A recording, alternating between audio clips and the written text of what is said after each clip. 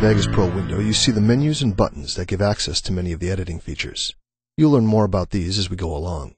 Below the button bar, a window docking area contains several windows, some currently visible and some not.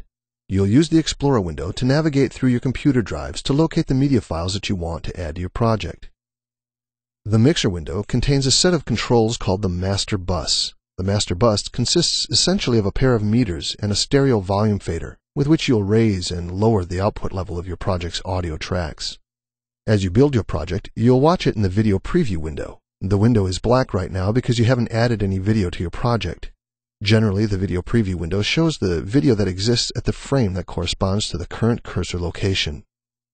You can move windows from the window docking area and place them as floating windows anywhere on your computer screen, or for that matter on a second screen if you have a dual monitor setup.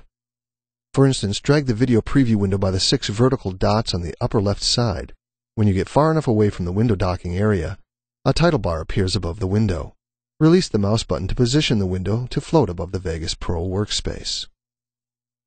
To move the window again, drag it by its title bar and place it where you want it. Finally, drag the Video Preview window back to its original position. When you get close enough to the window docking area that the title bar disappears, release the mouse button and the window docks again. Several other windows are, or can be, docked to the window docking area.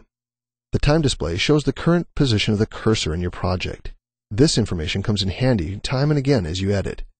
Right now your time display probably reads all zeros, as mine does. In a moment, you'll see that change. The light gray area directly below the time display, called the track list or track header area, will eventually hold buttons and controls for each individual track in your project. Since you have yet to add any tracks to your project, the list remains empty. To the right of the track list, the dark gray area represents the timeline. Here you'll add media to your project and perform your edits.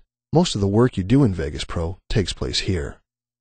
The time ruler at the top of the timeline lets you see at a glance roughly where you are in your project. The formats of the time ruler and the time display match.